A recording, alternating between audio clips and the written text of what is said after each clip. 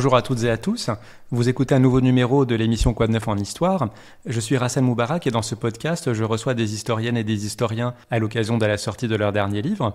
Mon invité aujourd'hui est Rémi Coffer. Bonjour. Bonjour. Vous êtes historien spécialisé dans les services secrets et le renseignement.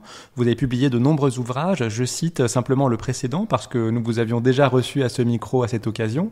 Il s'agissait des Espions de Cambridge, publié chez Perrin en 2022, dans lequel vous montriez l'histoire d'un réseau d'espions au sein de l'intelligentsia britannique au service des soviétiques. Et là, vous publiez 1939-1945, la guerre mondiale des services secrets, toujours chez Perrin, un tour d'horizon des activités des services des deux camps durant le conflit. Pour commencer, Rémi Coffer, est-ce qu'on peut faire justement une petite mise au point, un petit tour d'horizon rapide des différents services secrets qui vont être impliqués dans la Seconde Guerre mondiale? Il y a énormément d'acronymes, mais comment s'organisent globalement par pays ces services secrets? Alors, vous avez une constante, c'est que, qui est d'ailleurs dans les services secrets français aujourd'hui, vous avez le service de renseignement extérieur et vous avez le service de contre-espionnage intérieur. Ça se retrouve dans la plupart des pays, avec des modalités un peu différentes, mais par exemple en Grande-Bretagne, c'est à cette époque le MI6 qui est l'équivalent de notre actuel DGSE et le MI5 qui est l'équivalent de notre actuel DGSI, vous voyez. Bon. Et puis il y a aussi les services de décryptage, les services d'écoute et d'interception, etc., qui sont soit intégrés dans les autres, soit à l'écart. Et les services actions, ceux qui font les vinacous. Là, tout le monde en a, surtout pendant la guerre. Est-ce qu'on peut les classer par performance? Parce qu'à vous lire, on a l'impression que les Britanniques, au début du conflit, sont assez au-dessus du lot. Ils commencent par un flop épouvantable que je raconte dans les premières pages, mais oui, ils vont très vite se reprendre parce que, selon l'expression pleine d'ironie de John le Carré, les services secrets sont le sanctuaire spirituel des classes dirigeantes britanniques. C'est-à-dire que, en 1940, qu'est-ce qu'ils ont? Ils ont perdu leur armée, grosso modo, ils ont réussi à la rapatrier après l'évacuation de Dunkerque, mais ce n'est plus que des fantassins. Ils ont perdu tout leur matériel. Les armes dont ils disposent, c'est la Royal Navy, qui est évidemment pour l'Angleterre l'arme traditionnelle, la RAF, qui va faire ses preuves, et puis les services secrets. Et un quatrième élément en rapport avec les services secrets qu'ils vont intégrer, c'est les commandos. Donc les Britanniques vont mener pendant toute la guerre des opérations d'intoxication à l'égard des Allemands, mais aussi à l'égard des Japonais. Celui qui s'occupait d'intoxiquer les Japonais, c'était Peter Fleming, c'était le grand frère de Ian Fleming, le créateur de James Bond. Vous voyez qu'on est dans le sanctuaire spirituel toujours. Hein. Et ils vont, pendant la guerre, ils vont réussir à implanter dans la tête des Allemands, et accessoirement des Japonais, l'existence de 157 fausses unités. Soit des fausses divisions, des fausses brigades, des faux bataillons, des faux commandos, des fausses escadrilles, c'est-à-dire qu'ils vont complètement désorienter les Allemands. Ce qui, j'explique pourquoi dans le bouquin, c'est pour beaucoup dans la réussite du débarquement en Normandie le 6 juin 1944. Oui, c'est ce qu'on va voir. Mais sur quelle source vous avez pu travailler, Rémi Coffer? Parce que, par définition, c'est un monde secret. Est-ce qu'il faut attendre patiemment que les services secrets déclassifient leurs archives pour avoir accès à leurs opérations, à leur mode de fonctionnement, etc.? Il vaut mieux pas attendre tout le temps parce que ils font pas toujours preuve de bonne volonté. Je prends comme exemple les archives du Special Operations Executive britannique, le service action créé par Churchill. Et mystérieusement, ce qui concernait la section française a brûlé. Ce qui est assez curieux, car de temps en temps, il y a des pièces qui ressortent quand même. Et la section hollandaise, pour des raisons d'opérations d'intoxication très coûteuses en vie humaine, alors on a dit que ça avait disparu. Bon. Pour travailler sur les services de renseignement, ma méthode, si je puis dire, c'est que ça fait plus de 30 ans que je travaille là-dessus. Alors, l'avantage, c'est qu'on vous prend pas pour un rigolo. On dit, bon, ce type-là, il écrit quand même des choses sérieuses et bien informées. Ce qui peut donner envie à certains de vous en dire plus. Parce que ils savent qu'ils ne sont pas face à un journaliste qui va exploiter ça la semaine suivante pour faire un scoop. Ils sont face à quelqu'un qui va, le pense-t-il, j'espère qu'ils ont raison, intégrer ça dans une histoire globale qui permettra justement d'expliciter leur action. Donc, il y a ça aussi, et puis on vous remet des choses, etc. Je dois dire par ailleurs que je n'ai jamais pris de dossier brûlant qu'on me proposait, etc., parce que ça sent la manipulation à plein nez. Vous n'avez pas été tamponné non plus, c'est-à-dire recruté par un service? Ah non, je ne fais partie d'aucun service secret. Bon, mais on me dit souvent, alors les gens sont incroyables parce que les gens vous répondent, oui, mais si vous faisiez partie d'un service secret, vous ne le diriez pas. Ce qui est exact aussi. Évidemment. Mais je ne fais partie d'aucun service secret. Bon, je veux bien vous croire. Les services secrets vont s'affronter tout au long du conflit et vous écrivez à plusieurs reprises qu'il ne faut cependant pas surestimer leur rôle dans l'issue du conflit, comparativement bien sûr aux grands affrontements militaires. Est-ce que le mythe de l'action secrète décisive, est-ce qu'on l'a aujourd'hui essentiellement par la littérature et le cinéma ? Oui, bien sûr. Alors, les deux grosses erreurs qu'on commet à propos des services secrets, soit c'est tout s'explique par les services secrets, il y avait l'agent un tel qui avait bien dit que, etc., etc. Ça n'existe pas parce que dans les services de renseignement, une source unique n'a pas de valeur. La deuxième erreur, c'est celle d'un certain nombre d'historiens. Oui, mais tout ça, ces histoires, non, c'est pas intéressant, ça n'explique rien. Ça explique un certain nombre de choses qu'il faut et que j'essaye de mettre en évidence, mais ça n'explique pas tout. Loin de là. Il ne faut pas sombrer justement dans les délires complotistes où tout s'explique parce que ceci, cela.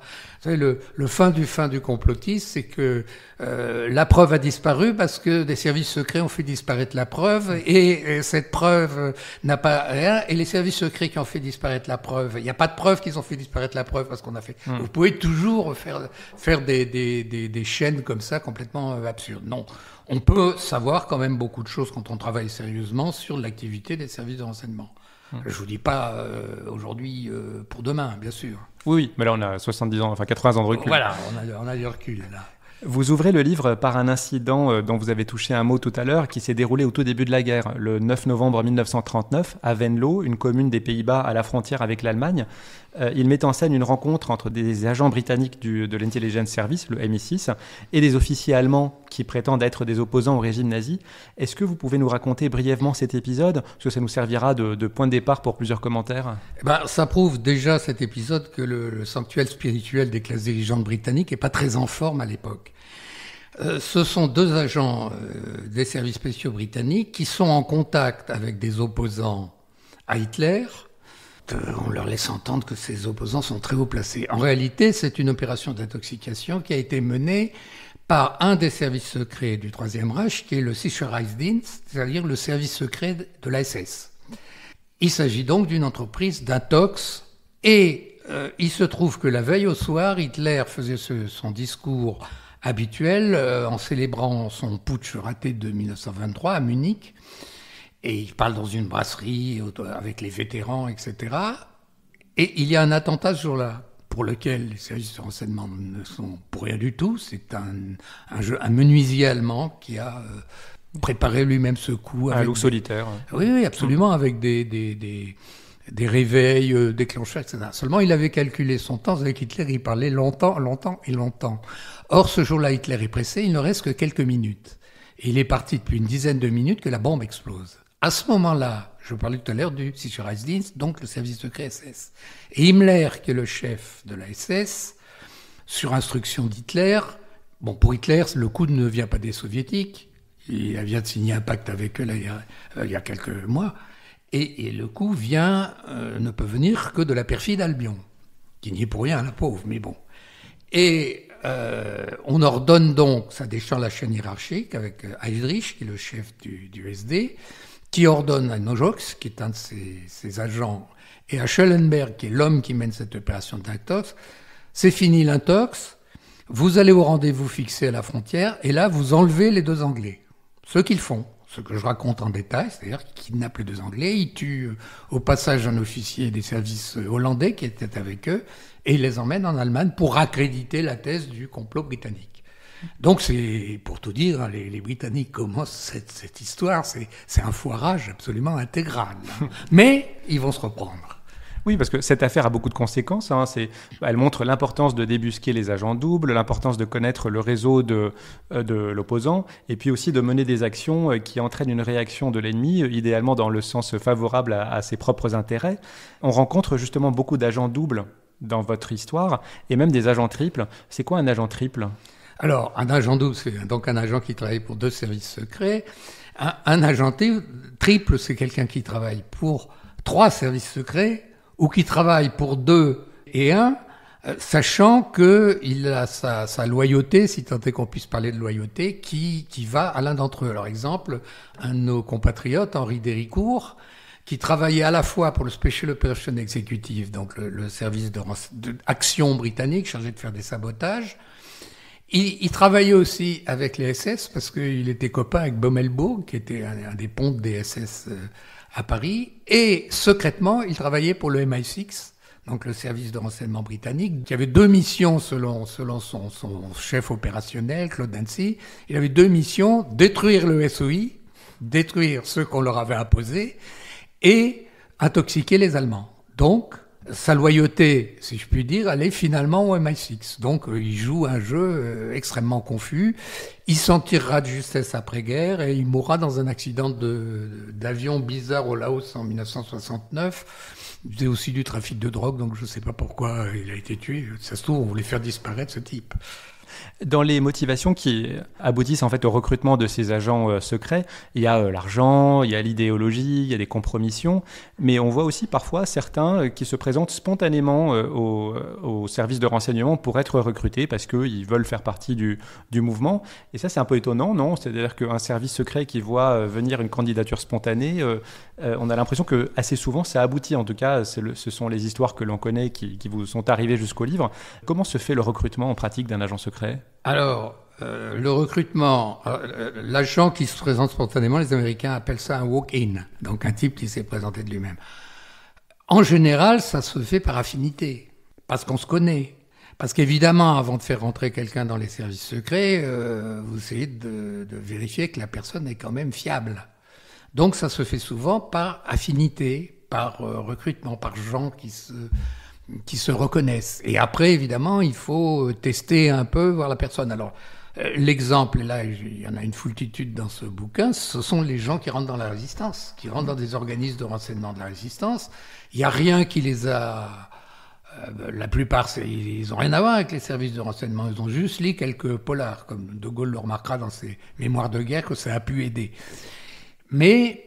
bon, ils sont approchés ou ils sont volontaires pour faire quelque chose, et là, il faut les tester, car il peut s'agir évidemment de provocateurs. Et les Britanniques semblent exceller dans ce renseignement humain, que ce soit avec des réseaux implantés en Allemagne ou dans certains terrains de jeu périphériques, comme l'Espagne, comme la République tchèque, comme la Grèce. Il y a une foule aussi d'histoires comme ça. A contrario, les Allemands, eux, manquent de réseaux d'espions. Comment vous expliquez cette faiblesse du renseignement humain chez les Allemands ? Alors, de manière générale, le renseignement n'est pas la dimension la plus importante dans la pratique militaire allemande. Et la deuxième chose, c'est que les Allemands succombent à leur propre mythe. C'est-à-dire qu'ils sont persuadés que c'est par la force militaire, bon, ce qui est l'essence du nazisme, c'est on va s'imposer par la force brute et brutale. Ils sont persuadés qu'au fond, ils n'ont pas besoin de gros réseaux de renseignement.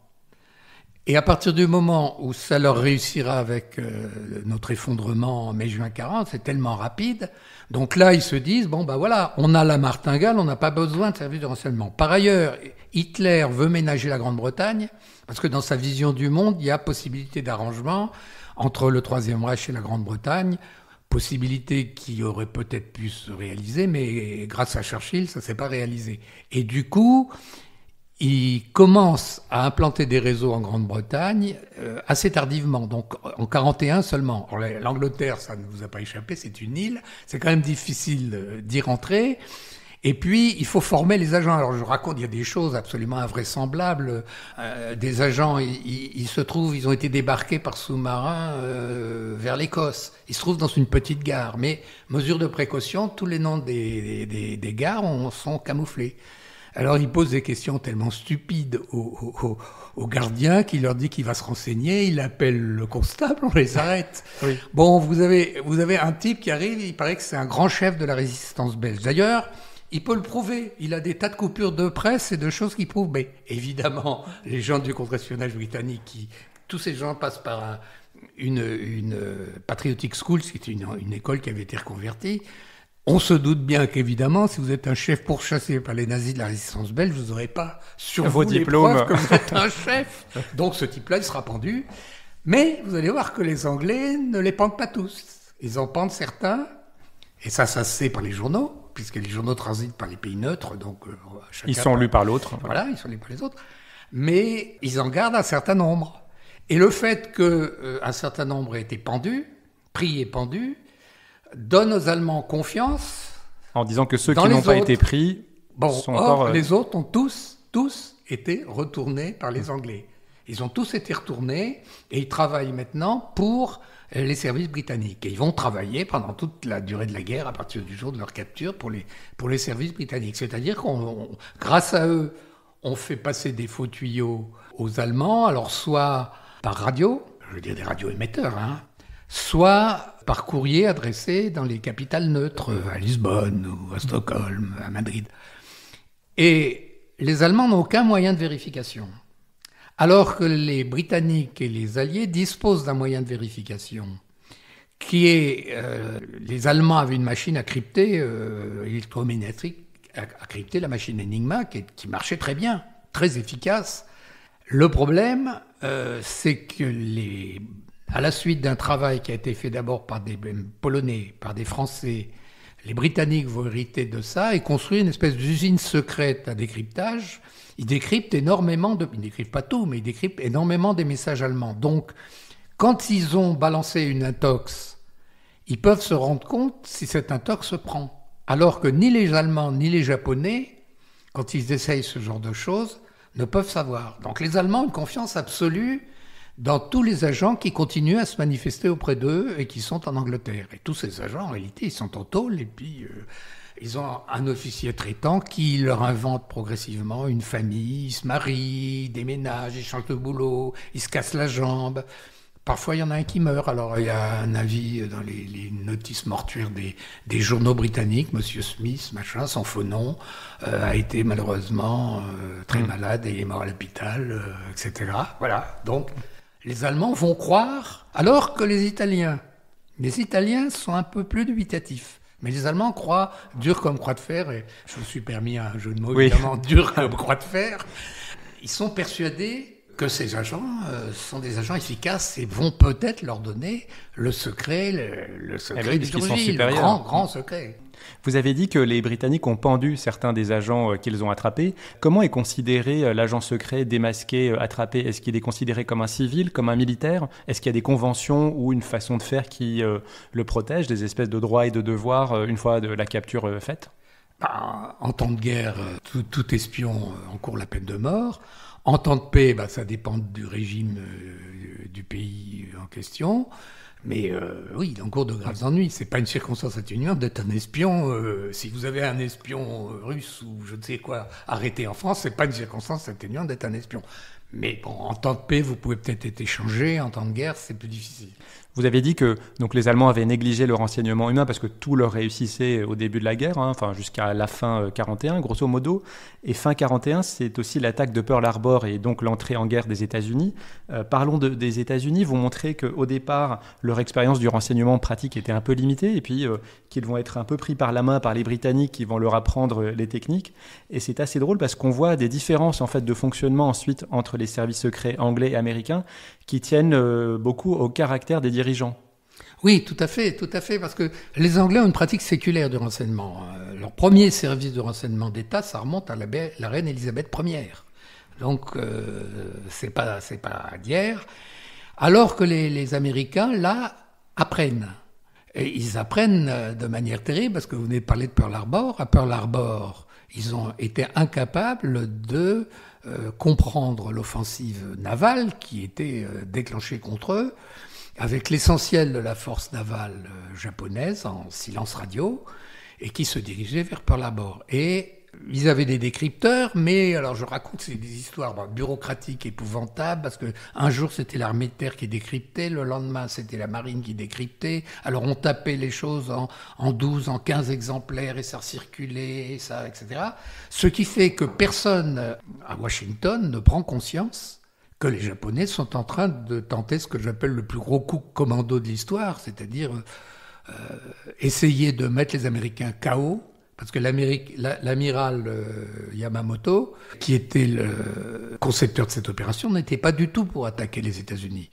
Il avait été en poste aux États-Unis, il savait que les Américains se reprendraient. Alors, comme les autres voulaient à tout prix de cette guerre, il leur a dit, bon, il y a un truc à tenter, c'est le chaos. On démolit l'essentiel de leur flotte, et là, on leur propose de négocier, on s'arrange avec eux, ils nous embêtent plus, et on conquiert toute l'Asie.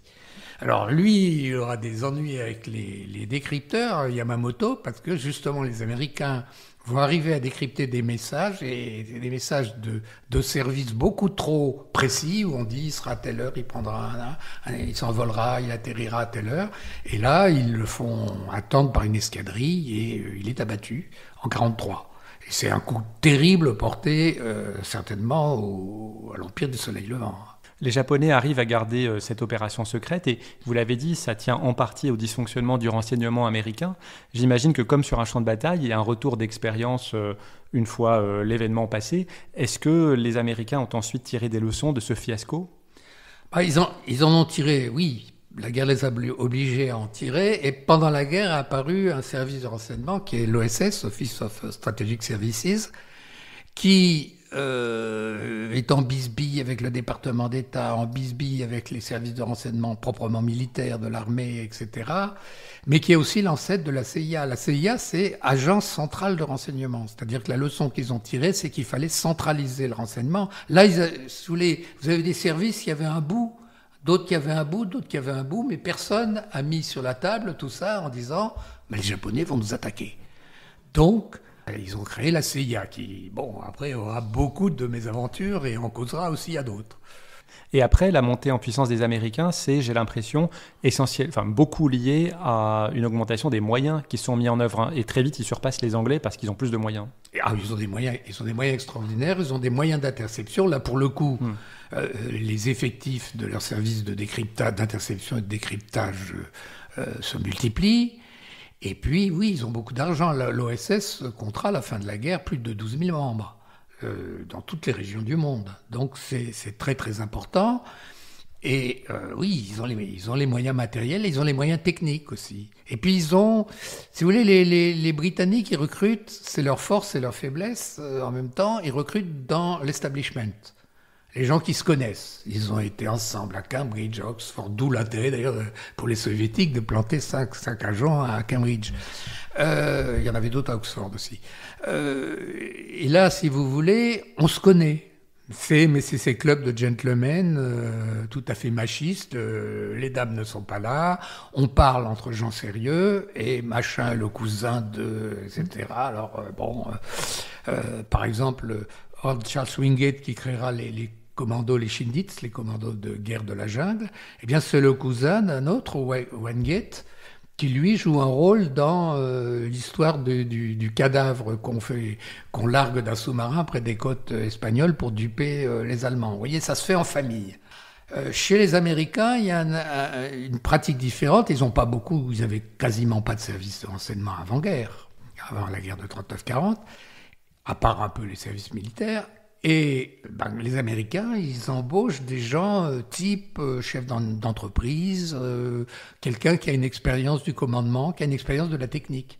Parce qu'ils sont très bons pour la radio, l'aviation, l'utilisation, etc. Donc c'est un personnel assez différent, parce que du temps de paix, ils ont très peu de monde, très très peu de monde. Ils mettent le paquet aussi sur le plan technique et vous montrez les progrès qu'ils font en cryptographie. Comment se fait ensuite le partage des informations entre les alliés, donc américains, français, britanniques ? Est-ce qu'on se fait confiance ? Est-ce qu'il y a des informations quand même qu'on se réserve ? Alors pendant la guerre entre Français, et vous avez deux sortes de services de renseignement. Vous avez ceux qui continuent à travailler clandestinement sous Vichy et vous avez les services secrets gaullistes. Alors ceux qui travaillent sous Vichy ont quelques contacts avec les Britanniques. Les gaullistes, ils ont des contacts, mais c'est des contacts rugueux. C'est-à-dire qu'à chaque fois, De Gaulle doit taper sur la table. Et en même temps, à partir du moment où les Alliés ont décidé de débarquer en France, ils ont besoin des Français. Ce que De Gaulle monnaie en termes d'avantages politiques, c'est-à-dire qu'ils ont besoin des réseaux de renseignement français parce que vous avez des réseaux de renseignement britanniques, vous avez des réseaux de renseignement américains. En France, vous aurez les réseaux polonais auxquels je consacre un chapitre qui sont très importants. Mais il est évident que les Français résistants, en règle générale, s'ils tombent sur un réseau anglais, ils vont travailler avec les Anglais, mais De préférence, il préfère travailler avec des Français, donc plutôt avec les gaullistes. Il y aura à peu près 35 000 personnes qui travailleront pour les réseaux gaullistes, si vous voulez. Vous décrivez, Rémi Koffer, par le menu les grandes opérations des renseignements, que ce soit du renseignement humain ou bien des opérations de commando. On a parlé un petit peu de Pearl Harbor. Je voudrais vous entendre sur une autre grande action des services de renseignement, un autre grand moment de la Seconde Guerre mondiale, c'est l'opération Barbarossa, l'invasion de l'Union soviétique par les Allemands à partir de juin 1941. Là encore, vous montrez qu'il y avait eu des informations recueillies par les services soviétiques en amont, mais qui n'ont pas été transmises jusqu'à Staline. Pourquoi donc ? Alors, c'est dû à la nature du régime. Alors, il faut se rappeler qu'à l'été 1939, se conclut le pacte germano-soviétique, qui est un pacte de non-agression et d'échange entre l'Union soviétique et l'Allemagne nazie, qui évidemment va poser quelques problèmes aux communistes de par le monde, mais bon.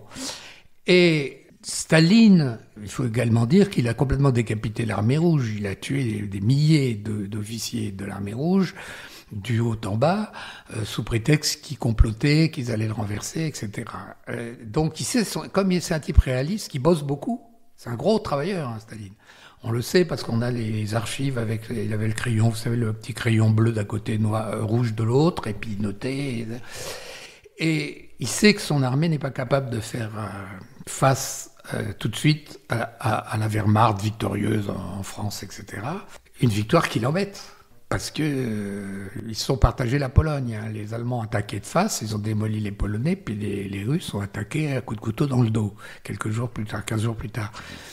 Un peu comme des charognards, quand même. Du coup, il y a une frontière commune. Il y a une frontière commune. Donc, il sait que l'armée rouge ne tiendra probablement pas le coup. Et il fait la grosse erreur que font tous les dirigeants, que peuvent faire tous les dirigeants, c'est puisque ça n'est pas possible, puisque ça ne doit pas arriver, il n'est pas possible que ça arrive. Donc, il bloque, alors que les sources, alors il y a le fameux Richard Zorge à Tokyo, mais il y a des sources de partout. Il y a Stenz, qui est dans l'entourage de Chiang Kai-shek, qui est un ancien dirigeant SS qui s'est reconverti dans l'entourage de Chiang Kai-shek. Vous avez à peu près 80 sources qui préviennent l'Union soviétique qu'elle va être attaquée. Avec même parfois des renseignements extrêmement précis sur le jour, l'endroit. Oui, c'est extrêmement précis. Mais Staline refuse d'y croire. Il refuse d'y croire, ce qui fait qu'évidemment, le jour de l'attaque. Mais ça a été préparé parce que si les Allemands n'étaient pas très bons, les nazis n'étaient pas très bons en matière de services secrets, il y avait deux domaines dans lesquels ils excellaient, c'est la répression brutale, ça malheureusement, torture, machin, etc.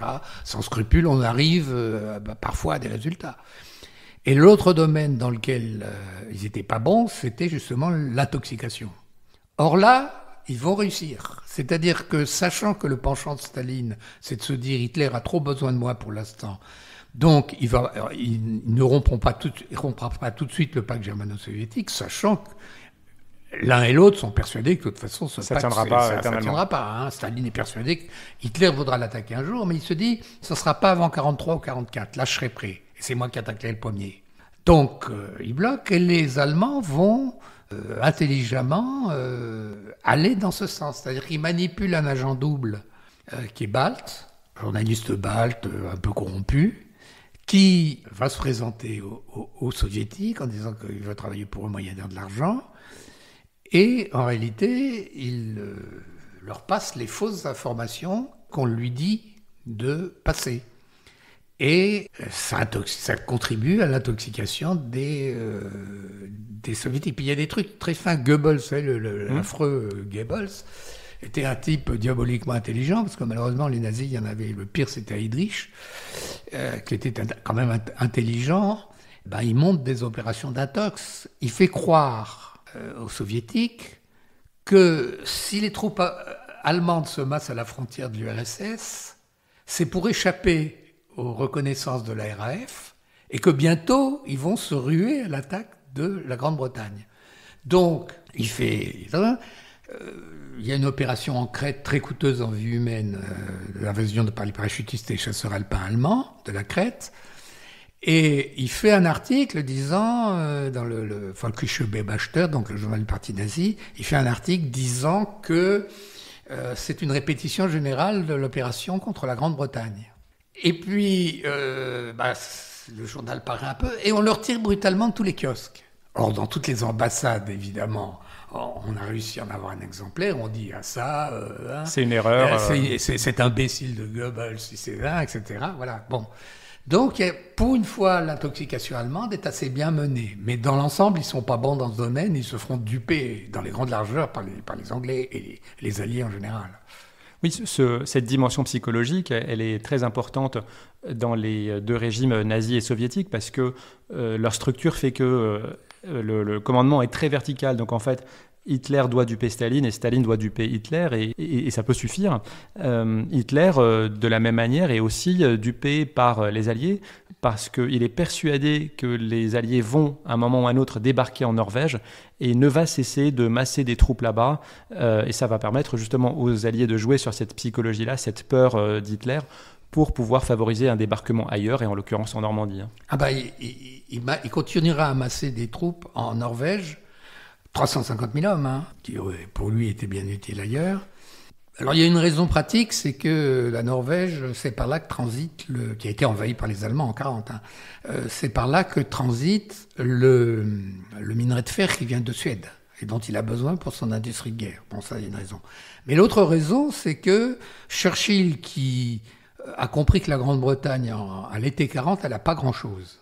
Et ce qu'elle peut faire, c'est des opérations de commando.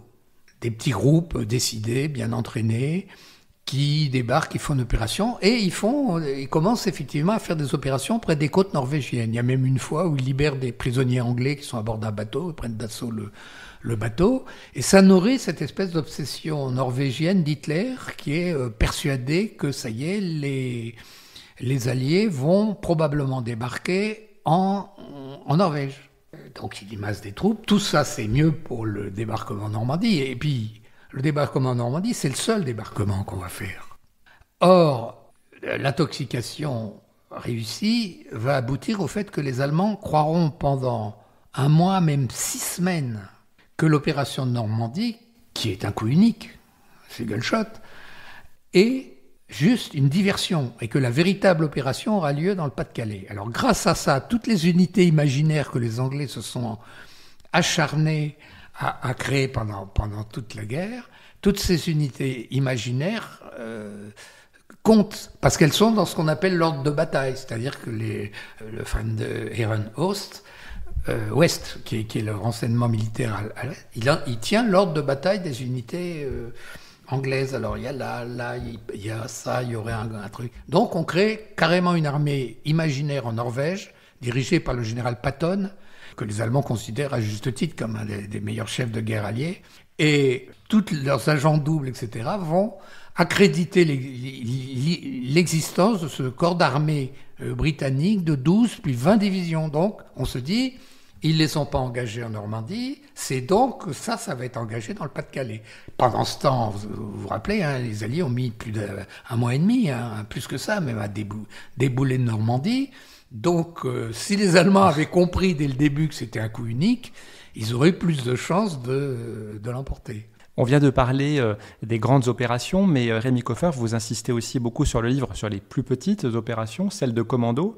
Quel est le bilan et l'efficacité réelle de ces opérations ? Parce que vous dites que Churchill avait reconnu la portée limitée de ces opérations commando. À quoi servent-elles ? Alors, la première a lieu dès la fin juillet 40, vers le Touquet.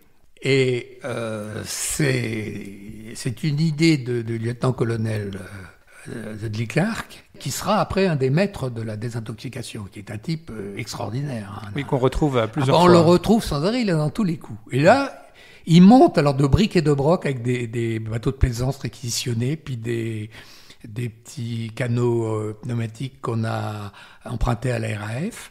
Il monte une opération comme ça. Quel est le but ? Le but, il est double. Il est l'action psychologique, c'est renforcer le moral des Anglais. Quand les types reviennent avec leur bateau de plaisance à Douvres, ils sont acclamés.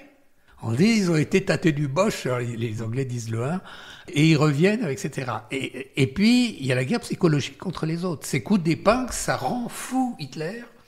Or, comme vous l'avez dit tout à l'heure à juste titre, le fonctionnement du système nazi repose sur Hitler.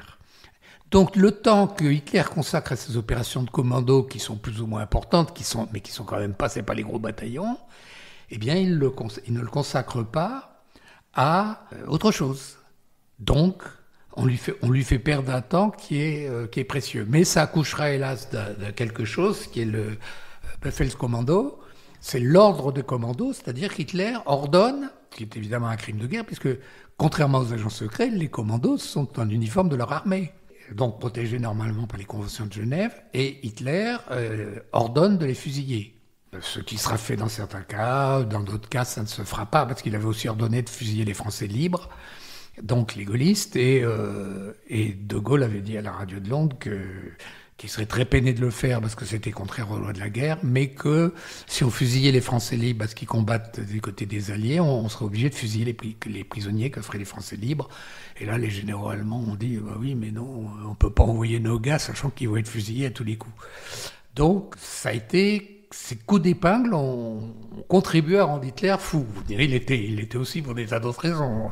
Eh ben, parlons de la France justement, parce que beaucoup de ces opérations commando et de harcèlement, de sabotage ont lieu sur le territoire français. On croise dans le livre André de Varvin, le colonel Passy, qui est le directeur du BRCA, le Bureau central de renseignement et d'action, c'est-à-dire les services secrets de la France libre, qui sont basés à Londres. Comment se fait l'interaction, quels sont les liens entre ces structures de commandement et de planification qui sont à Londres et les réseaux français de la résistance ? Ça se fait par des agents qu'on expédie soit par des opérations maritimes. Dans la Manche, ça sera des faux chalutiers. En apparence, c'est un chalutier, mais dessous, c'est un hors-bord. Et puis, ce qu'on appelle des felouks, des faux bateaux de pêche aussi, en Méditerranée, quand les Alliés ont été en Afrique du Nord.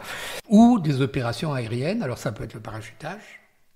Ça peut être le dépôt par des petits avions, même des avions un peu plus gros, sur des terrains qui ont été balisés par la résistance. Donc vous avez des spécialistes de ces opérations dans la résistance qui vont examiner le terrain. Il n'est pas trop caillouteux, il n'est pas trop ceci, cela, il n'est pas trop loin, il est assez loin d'une implantation allemande, on aura le temps. Et puis vous savez, avec des lampes torches, on donne les signaux et les avions atterrissent, déposent des agents, reprennent du courrier, d'autres agents et repartent, etc.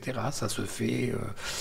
ça marche pas à tous les coups, ça dépend aussi des conditions météo, mais le BCRA arrivera à faire ça, c'est bien. J'ajoute d'ailleurs à propos du BCRA que maintenant, grâce au don que Marie de Wavrin, la petite fille du colonel Passy, c'était son pseudonyme, Passy, elle a fait don des archives de son grand-père au service historique de la Défense à Vincennes. Il y en avait déjà une partie des archives du BCRA, donc ceux que ça intéresse, ils peuvent aller à Vincennes au service historique de la Défense et demander à les voir. Moi j'en ai vu avant, mais ça c'est autre chose. Oui, j'imagine. Il y a un point qui m'a semblé intéressant là à soulever, c'est que la direction du renseignement français, les hommes à la tête du renseignement, c'est aussi un marqueur de la prise de pouvoir du général de Gaulle sur Henri Giraud en Afrique du Nord. Ah oui, vous avez raison, tout à fait raison. Alors Giraud, c'est un officier, c'est un général d'armée, donc un supérieur hiérarchique de Gaulle. Il a d'ailleurs été avant-guerre son supérieur hiérarchique, qui a été capturé par les Allemands en 1940 et qui réussit une évasion spectaculaire d'Allemagne par la Suisse, y compris avec l'aide des services secrets suisses qui l'aident à l'exfiltration. Il revient en France. Qu'est-ce que vous voulez faire théoriquement? Vichy veut pas du tout se battre contre les Allemands, mais vous pouvez pas mettre en prison un général qui s'est évadé, parce que c'est le devoir de tout officier capturé, de tout soldat capturé, c'est de s'évader. Alors, Pétain et Laval lui proposent quelque chose, ils lui disent Hitler est furieux de votre évasion, il demande que vous constituiez prisonnier. Alors Giraud fait semblant d'accepter, mais il dit d'accord si on libère 100 000 prisonniers, ce qui est évidemment inacceptable pour les Allemands, et Giraud est en cheville avec les Américains. Il a noué des contacts en zone non occupée avec les Américains et il débarque en Afrique du Nord, effectivement. Enfin, il débarque par avion d'ailleurs. En Afrique du Nord, il a traversé le sud de la France. Il a été exfiltré par le réseau L'Alliance de Marie-Madeleine Fourcade, qui est un des réseaux de résistance qui travaille avec les Anglais. Donc, vous voyez ça... un peu dans le film qui a été tiré du livre de Joseph Kessel, L'Armée des Ombres. Vous avez un peu ça, c'est-à-dire des petits bateaux qui vont et un sous-marin tout d'un coup sort dans la nuit, et on passe dans le sous-marin. Enfin. Et Giraud arrive, et Giraud a une conception très militaire de la chose et pas du tout politique. C'est-à-dire que lui, il veut remettre l'armée d'Afrique en lutte contre les Allemands, ce qu'il va faire d'ailleurs immédiatement. Mais alors l'histoire politique, il reconnaît lui-même dans ses mémoires son inconcevable naïveté politique. Donc, donc lui pense que les services de renseignement, ça doit dépendre, comme avant-guerre, de l'armée. Donc de l'état-major, donc de lui, puisqu'il est le chef. Enfin, il y a une espèce d'accord à un moment avec De Gaulle, et il est chef, lui, de la partie militaire. De Gaulle, lui, a une conception beaucoup plus politique, qui est qu'il ne s'agit pas uniquement d'être une force armée française qui interviendra en appoint des Alliés, mais il s'agit de reconstruire un État nouveau, une république nouvelle, après la guerre. Donc on est dans une vision politique. La Troisième République a failli, il faut construire une Quatrième République qui soit bâtie sur de meilleures bases. Et à partir de ce moment-là, les services de renseignement lui sont utiles, d'abord comme monnaie d'échange avec les Alliés, ce que je disais tout à l'heure, c'est-à-dire qu'on a besoin des renseignements pour épargner la vie des GIs ou des Tommies, eh bien, on a besoin de renseignements précis, et ces renseignements, les Français en apportent une grande partie. Les réseaux girodistes aussi en apportent, mais ils sont beaucoup moins développés au sein de la population. Autre caractéristique du BCRA, donc du service secret gaulliste, ces animateurs sont plutôt des gens qui viennent de ce qu'on appellerait aujourd'hui la société civile. C'est pas des militaires qui ont continué à agir dans le cadre d'une hiérarchie militaire. Les gaullistes, c'est des rebelles. Hein. Les gaullistes, c'est des gens qui ont fait un acte de rébellion. Et en conséquence, ils ont un tempérament tout à fait différent, si vous voulez, des gens qui suivent les hiérarchies traditionnelles. Giraud suit les hiérarchies traditionnelles parce que c'est sa manière de voir, c'est un pur militaire. Et en sens inverse, les gaullistes agissent. Alors quand je détaille un peu les histoires avec Jean Moulin, avec Pierre Brossolette, qui est un peu son rival au sein de la France libre, qui est le numéro 2 du BCRA, avec Passy, avec Freinet, qui est le fondateur du grand mouvement de résistance combat, eh bien, on voit qu'en fait, c'est le type sur le terrain qui décide. Et d'ailleurs, dans toute clandestinité, c'est le type sur le terrain qui décide. Ce qui fait que dans beaucoup d'opérations de services secrets échouent, parce que tout est trop téléguidé depuis le sommet, depuis le centre, les types, à la base, s'ils n'ont pas deux sous d'initiative, ils peuvent pas faire grand-chose. Là, si vous voulez, Moulin, Brossolette, Passy, Freinet, Manuel et tous les autres, eh bien, ils agissent comme ils pensent qu'il faut agir. Et dans le gaullisme, contrairement un peu au girodisme, le girodisme, c'est l'esprit de discipline militaire, qui n'exclut pas une certaine initiative, mais l'esprit de discipline militaire. Les gaullistes, vous êtes sur le terrain, vous faites ce que vous pensez nécessaire dans le sens des intérêts du gaullisme, et puis on verra après. On verra après si le général est content, il dit rien. Si le général n'est pas content, il dit non, il n'a pas dû faire ceci ou cela. Voilà. Donc c'est des gens qui ont plus d'initiatives et qui sentent sans doute mieux la société civile, laquelle ils recrutent l'essentiel de leurs agents. Cette initiative personnelle est, j'imagine, aussi fondamentale pour assurer la persistance de ces réseaux, parce que ces réseaux sont régulièrement démantelés par l'occupant allemand ou ses supplétifs, ils sont infiltrés, certains des membres sont retournés, vous le montrez à chaque fois, mais pourtant il y a toujours des nouvelles recrues qui s'engagent. Oui.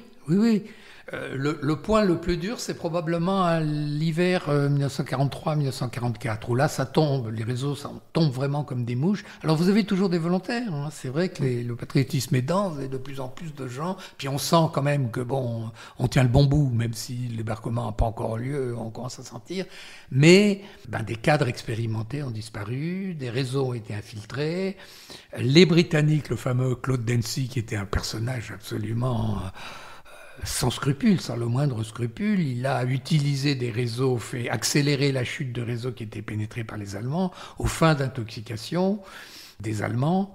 Et il mourra en 1947 et sa femme a comme consigne de tout brûler ce qu'il y a dans son coffre-fort, parce qu'il y a des choses inavouables, il y a des saloperies inavouables. Vous savez, il avait commencé pendant la guerre des bourses, c'est-à-dire qu'en Afrique du Sud, contre les colons hollandais, qui luttait contre l'armée britannique pour le contrôle de l'Afrique du Sud. Et alors, son truc préféré, il faisait de la contre-guérilla à la base, son truc préféré, c'était la chaussée de Dungey, ce qu'on appelait. C'était un bas avec du sable, etc. Et paf, je vais donner de mauvais conseils aux gens, vous donnez un coup sec sur la nuque d'une sentinelle et elle meurt sans crier.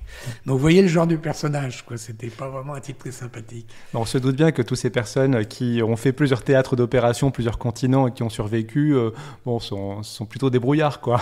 Oui, le Dudley Carr dont je parlais tout à l'heure, ou Peter Fleming aussi, qui est astucieux comme tout. Ils arrivent à inventer. Ça, si vous voulez, vous connaissez la formule. Si vous voulez faire la guerre à des Anglais, dites-leur que c'est du sport. Et si vous voulez faire du sport à des Français, dites-leur que c'est la guerre. Eh ben, les Anglais, oui, il y a cet aspect, cette espèce de truc sportif, ce côté humour anglais, ce côté humour absurde, nonsense. Alors vous avez des comités comme ça, vous avez l'équipe de Dudley Carr, et puis vous aurez un autre comité en Grande-Bretagne, et en fait, c'est que des folles dingues. Ils ont des idées complètement folles. Il y a la secrétaire d'un lord qui prend toute un note, etc. 90% est acheté à la poubelle, et puis il y a un truc comme, par exemple, faire déposer par un sous-marin un cadavre près des côtes espagnoles à un endroit qui a été repéré parce qu'on sait que là, les Espagnols vont transmettre l'information aux Allemands, il est muni de faux documents, etc. C'est des trucs tordus. Le Dudley Carr dont je parlais tout à l'heure, c'est un tordu. Mais c'est pas vicieux comme Dungey, parce que Dungey, il est tordu, mais vicieux aussi, quand même. Il sacrifie les gens sans scrupule. Et pour terminer, Rémi Cofer, vous avez dit que aucun agent secret n'a renversé le cours de la guerre à lui tout seul, mais on croise par exemple Ian Fleming dans le livre, qui est le père de James Bond. Est-ce qu'il y a quand même un super espion, une super taupe qui a inspiré James Bond ? Non. Il y a un peu Duško Popov, qui est un Serbe, qui se fait recruter par les Allemands et qui travaille en réalité pour les Anglais. Qui est un playboy. C'est un playboy. Duško Popov, alors toutes les filles lui tombent dans les bras. Et on l'appelait Tricik parce qu'on dit qu'il était amateur de parties à trois. Ça, je ne sais pas si c'est ça, mais il a eu le pseudonyme de Tricik. Alors oui, il arrive, et puis il y a Zianewski, qui est un Polonais, qui est un officier, lui aussi, qui a des histoires, qui est retourné comme ça, enfin pas retourné, qui travaillera, intoxiqué, il participera à l'intox consistant à faire croire à une fausse armée américaine en Écosse, par exemple, etc. Oui, il y a quand même quelques... Mais c'est l'ensemble des deux. Et puis, il y en a 5 ou 6. Il y a Helena Lachaudoire, qui est elle. Alors, elle est bisexuelle, en plus. Alors... Vous avez des gens puritains dans les services anglais qui disent « Mais c'est pas possible de recruter cette fille !» Et alors, les autres insistent et tout. Alors, oui, on la laisse faire, etc. Et Duško Popov, il y a un agent de la brigade des mœurs anglaise qui est chargé de lui trouver des petites copines. Vous voyez que puritain, mais on arrive quand même à s'accommoder. Mais pour avoir 5 ou 6 agents de ce calibre, il faut en avoir testé 200, 300. Il y a peut-être 200 ou 300 agents comme ça qui sont décrits dans votre livre, Rémi Cofer. En plus de toutes les opérations, on a vraiment une vue globale du rôle des services secrets pendant la Deuxième Guerre mondiale. Je vous remercie d'avoir participé à cet entretien. C'était avec plaisir. Je rappelle le titre du livre, 1939-1945, La guerre mondiale des services secrets. C'est paru aux éditions Perrin et déjà disponible en librairie. Et quant à moi, je vous remercie de nous avoir écoutés et je vous donne rendez-vous bientôt pour un prochain épisode.